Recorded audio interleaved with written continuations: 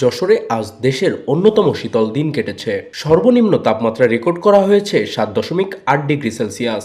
সকালে ঘন কুয়াশা কাটার পর রোদ উঠলেও কমেনি শীতের তীব্রতা। শীতের তীব্রতায় স্বাভাবিক কাজকর্ম চলছে ধীর গতিতে। তবে কয়েকদিন পর রোদের দেখা মেলায় কিছুটা স্বস্তি ফিরেছে জনজীবনে। 5 দিন পরে আজকে রোদ উঠছে যশোরে। রোদ না উঠলে জীবন চলাচল খুব অতিষ্ঠ হয়ে যেত।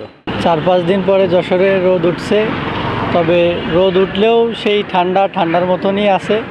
তবে চলার পথে যদি এটুকু রোদও না উঠতো তাহলে যশোরে আসলে চলাফেরা করতেও সমস্যা হতো।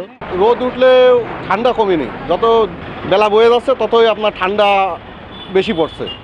আবহাওয়া অফিস জানিয়েছে আগামী কয়েকদিন দেশের দক্ষিণ পশ্চিম অঞ্চলে রাতের তাপমাত্রা আরও কিছুটা কমতে পারে। সাকিন হোসেন, সুবর্ণভূমি।